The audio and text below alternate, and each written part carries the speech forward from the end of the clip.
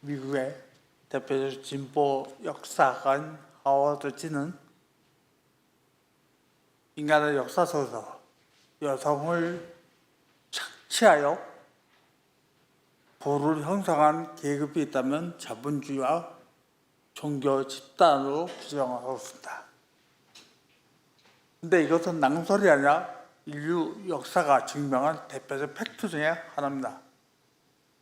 서구 종교와 천박한 자본주의가 일방적으로 여성을 옥죄고 억압해서 여기까지 온 것이 대표적인 결과의 산물입니다. 21세기 오늘 대한민국 사회에서도 반여성적이고 반생명적인 만행들이 패권주의 이데올로기가 우리의 신앙의 강단에서 요동치고 있습니다. 일방적으로 여성의 억압을 강요하고 여성의 성을 착취하는 만행들이 신앙의 이름으로 종교의 이름으로 미화시켜 가고 있습니다. 과연 이것이 성서적이고 복음적이고 예수의 정신에 부합된 사건인지 우리는 돌아봐야 됩니다. 언제까지 신묻는 여성들의 고열을 짜가지고 특권 이데올로기 집단들이 세계문명을 독식하면서 살아갈 것인지, 성서의 많은 기도의 내용 중에 마리아의 기도는 참으로 위대하고 성스럽고 아름다운 기도 중에 하나입니다. 우리가 너무 잘 알다시피 히브리 사회는 철저하게 가부장적인 사회였습니다. 여성의 어머니가 인간으로서 가치를 표현한다는 것은 목숨을 내놓는 행위였습니다. 그런데 마리아의 기도는 그 굵직한 남성의 패권주의 이데올로기를 뚫고 나가서 하나님 아들 예수 그리스도가 이 땅에 오신다면 새로운 역사의 집행이 이루어질 거라는 신앙의 고백을 오늘 본문을 통해서 우리에게 던져주고 있습니다. 그리고 그 2000년 전의 마리아의 기도가 한반도에서 천박한 남조선 자본주의 이데올로기 집단에서 어느 때보다 더 강력하게 요구되는 시대를 우리는 살아가고 있습니다. 독일의 개봉주의 철학의 아버지였던 임마누엘 칸트는 종교는 그 역사와 시대에 요청하는 사명을 갖고 있다라고 얘기합니다. 21세기 우리 시대가 요청하는 것은 여성 해방이고 그 여성의 해방을 통해서 평등한 세상을 만들겠다는 인간 해방의 구심점을 던져주고 있습니다. 그것이 오늘 우리 시대가 철저하게 요구하고 있다는 사실입니다. 그런데 안타깝게도 여성의 해방을 가로막고 여성의 평등을 가로막는 대표적인 헤게모니 집단이 있다면 그것은 종교 집단과 천박한 자본주의 집단임을 우리는 인정해야 됩니다. 특별히 서구 종교는 아직도 전 근대적인 이데올로기를 강조하면서 여성의 해방을, 여성의 희생을 강조하고 있습니다. 그런데 성서에 보면은 대표적인 사건이 나옵니다.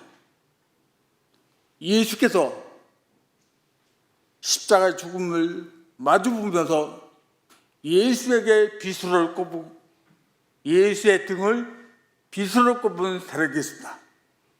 예수를 권력에 자본에 팔아먹은 그 집단이 있습니다. 그 집단은 바로 다름이 아니라 남성입니다.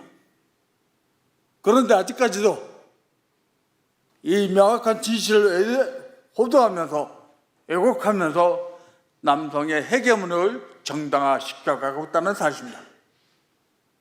그러면서 제시를 얘기하고 축자 영감서를 얘기합니다. 도대체 무엇이 계시이고 무엇이 축자란 말입니까? 삶이 뒷받침되지 않는, 실천되지 않는 계시, 그리고 삶으로 드러내지 않는 영감설이 과연 존재하는 것인지 묻고 싶습니다. 정말 성서가 계시의 말씀이고 영감설의 축자 영감설이 맞다면은 성서가 우리에게 어떤 뜻을 갖고 있는지, 어떤 뜻을 전하고 있는지 들어봐야 됩니다. 대한민국의 대표적인 보수라고 하는 한기총 교단들이 아직도 여성들을 안수를 거부하고 있습니다. 반페미니적인 정서를 부르짖고 있습니다. 이것은 약자들의 피를 짜서 남성 패권 계급들의 이데올로기를 지켜가겠다는 만행이고 폭력인 것입니다. 그런데 말하는 이 폭구한 남성 패권주의 이데올로기를 간통하면서 새로운 대안을 제시하고 있습니다. 하나님의 아들 예수 그리스도께서 이 땅에 오셔서 남녀의 평등을 강조하셨습니다.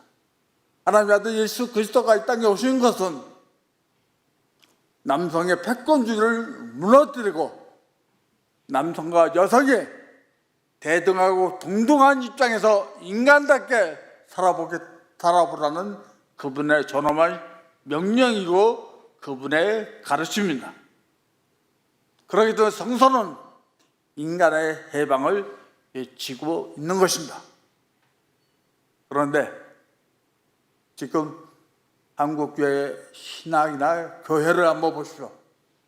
과연 여성의 문화가, 여성의 해방이 곳곳에 녹아져 있는지요? 우리의 예배 하나하나가 얼마나 가부장적이고 패권적인 이데올로기에 노출되어 있는지요? 최근에 이화여대에서 실천신학을 가르치는 안상림 교수님의 책을 좀 몇 권 봤습니다. 근데 그분이 그런 얘기를 하시더라고요. 만약에 우리 사회, 우리 신학에 예수를 팔아먹는 그 지배 계급이 있다면 그건 남성일 것이다. 그리고 여성의 해방을 가로막는 것은, 여성의 해방을 가로막는 것은 성서를 모독하는 행위다. 이런 얘기를 하고 있습니다. 전 그 말씀에 전적으로 동의하는 사람 중에 한 사람입니다. 얼마 전에 속초 고성양양에서 한기총 목사님들이 자담 좀 하자고 저를 초대를 했습니다. 그래서 이제 여러 가지 질문을 하길래 마지막에 당신은 구원 받았습니까? 라고 물어보길래 버트만 선생님의 문구가 생각이 났습니다. 도대체 당신이 말하는 구원은 뭐요? 또 하나 목사님께서 하신 말이 천당 갈 자신 있습니까? 라고 물어보더라고요. 그때 저의 고백은 단호했습니다. 천국이나 천당에 관심 없다. 나는 하나님의 천국을 가기 위해서 예수 운동을 하는 것이 아니라 내가 따는 이 땅에, 내가 숨쉬고 있는 이곳에서 하나님의 나라를 만들기 위해서 예수 운동을 하는 것이다. 근데 그 예수 운동을 가로막는 집단이 바로 반페미니즘주의자입니다. 축자 연관서를 얘기하고 계시를 얘기하면서 인간의 생명적 존엄성을 부정하는 세력들, 그들이야말로 마약이고 아편이고 역사의 죄는 아닌지 그런 고백을 하게 됩니다. 마리아가 후반기에서 이런 고백을 합니다. 그분이 오시면 미천한 자를 일으켜 세우시고 배부른 자를 내치시는 역사가 일어날 거라고 고백하고 있습니다. 저는 이 용어를 막스의 용어로 뒤집어서 한번 이렇게 해석하고 싶습니다. 인간의 역사는, 자본주의 역사는 상부가 하부를 결정했다면 예수의 운동은 하부가 상부를 결정하는 것이 예수의 운동이라고 고백하고 싶습니다.